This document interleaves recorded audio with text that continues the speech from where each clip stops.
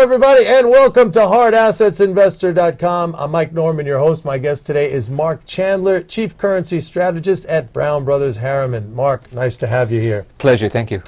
Now, I want to talk about the dollar, which looks now, like we came into the year, there was a lot of dollar bullishness, looked very strong. We saw a dollar yen very, very strong, multi-year highs, also dollar strong against other currencies, and sort of a lingering feeling that the euro was still going to crash, even though it never did, several years ago when you had real problems in the market. However, now the dollar seems to be under pressure. Do you think this is just a temporary thing, or is this the beginning of a trend that might last for some time? Well, I do think the dollar is on the defensive. Probably will be on the defensive until we get a clear sign the Federal Reserve is about to raise interest rates. And I think the most clear signal so far is no rate hike, not just this year, but well into next year. Because of that, I think the dollar is going to be on the defensive, and we could see the euro above 140. We could see sterling 170. I think we're going to look at new lows in the dollar index as well.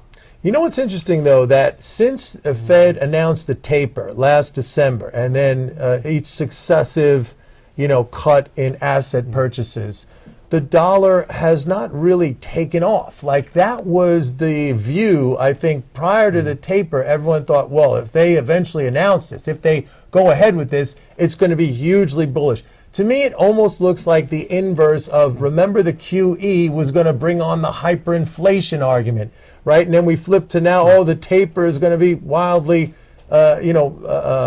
contractionary and bullish for the dollar. Didn't really work out that way. Yeah, I think a couple of things. One is I'd say that the QE, that is, here we are, middle of April, and QE is still now bigger than it was when it was first announced, before the Operation Twist was rolled into it. We're still buying $55 billion a month of securities. Right.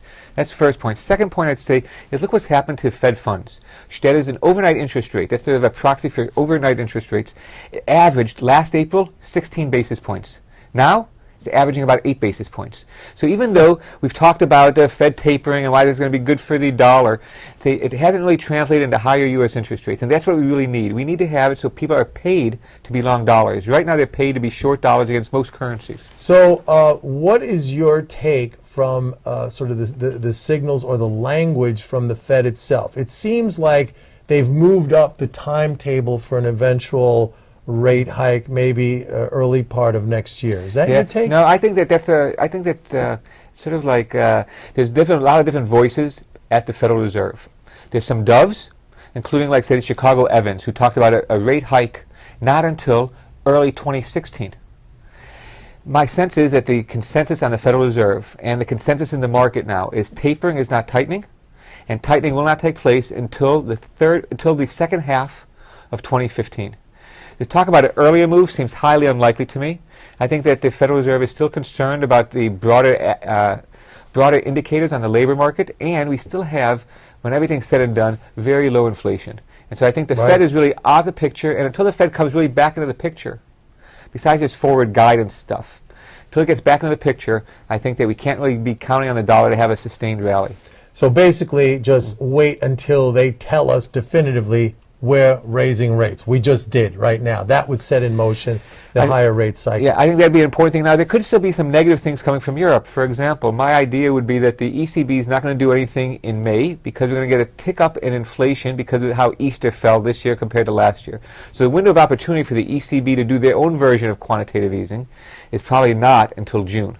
Now, I want to talk a little bit about the yen, or a lot about the yen actually, which has been in a downtrend since about November of 2012. That's when Abe came into power as prime minister. And this was all predicated on this belief that there was going to be this huge money printing by the Bank of Japan and stimulus. And really what we saw was just basically an extension of the QE, which had been in place for maybe 20 years. In Japan. And now it kind of looks like the yen has bottomed. What do you think? Well, so I think that you're right that anticipating Abe to get elected, elections in December, the market knew. Right. The market knew, though, that he was going to win, and they knew the kind of policies he wanted to pursue. And so I think the markets were anticipating this. So it took us from $76 yen to about $100, $102 yen. We went through a period of consolidation, and I think that the bulk of the Abenomics is known. But now what we have to worry about is how does the government respond to this retail sales tax hike? And it looks to me like a lot of people in the market are talking about BOJ has to ease again, some kind of further monetary stimulus in order to get their inflation target and prevent the economy from taking too big of a hit. But I think that they're not going to be clear about the economy. They're willing to accept some short-term weakness, say that's this current quarter, April to June. But if we still are seeing weakness come the second half of this year, I think the BOJ will do something more. But that's still far enough away that I don't think it really plays a key role now. So it's more wait and see. But I think that for me, the dollar yen is really a range trading currency. And we went for a while, we were trading, say, 75 to about 82 or so. We broke out of that range. It looked like it was trending. Broke out violently. Yeah. And we ended up moving to a new trading range. And right now it looks to me like the near-term trading range is something like 101.20 on the downside, and maybe it's 104 on the upside. And we're in that range. And I think as we get to the lower end of that range, it coincides with lower treasury yields, weaker stock markets. And I think that's going to reverse, and we'll see a bounce back in the Japanese stock market. It gapped lower 3 out of the past 4 days. So I think it's like a bit overextended now. We get a pop back up in the Nikkei, and I think we get a little bit pop back up in the dollar. Maybe it's 102.5, 103. Now here's something that I find interesting. I've been looking recently at some of these so-called commodity currencies, the Australian dollar, New Zealand dollar, Canadian dollar recently, and we're starting to see those rally. In fact, the Australian dollar has been rallying for several months.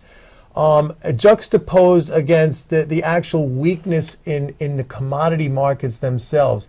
Are those currencies, do you think, signaling anything to us? I mean, there's a very pessimistic view in commodities and materials markets, yet you see these currencies really starting to perk up. Yeah, I think a couple of things. One, I think that we can call these commodity currencies, but I think it's deceiving. Here's why. What moves the currency market? The $5.3 trillion day market. We do already this week, it's Thursday, we've done enough foreign exchange this week to cover world trade for a year. So when I think about what moves the currency markets, I tend not to look at trade, especially for the major, large economies. What attracts people to Australia right now has nothing to do with commodities that they're producing. It has to do with relatively high yields. It has to do with relatively strong data that the market's gone from the next move to be a cut to the next move to be a hike. It has to do with with low interest rates in the U.S., low interest rates, maybe the ECB's got to do more, maybe the BOJ's going to do more. Australia's got 2.5% overnight interest rates. There's still a carry or yield pickup. You're paid to be long Australian dollar. You're paid to be long. You just mentioned it was 8 basis points in Fed funds, right? Exactly. So I think that so what attracts people. So first thing I'd say really is we can talk about these as commodity currencies, but as a currency strategist, I don't find it very helpful. I focus on the things that lead to capital movement, not the movement of goods. And so I think that, so why is these commodity currencies doing well during soft commodity times? Because it's not commodities driving them, it's high interest rates, it's the attractiveness. Australia's economy is trying to make this transition. It's got some weak spots, but the economy hasn't had a recession for, I want to say, close to 20 years. Okay, good points. Let's move now to the Chinese RMB, the renminbi, where we have seen that rally now to like a 14-month high. Like the dollar has. The dollar's rallied against it. Yeah, exactly. The inverse of what I said. It's weakened because it was rallying from like 2005 until very recently. What's behind that, and will we see further weakness in the RMB?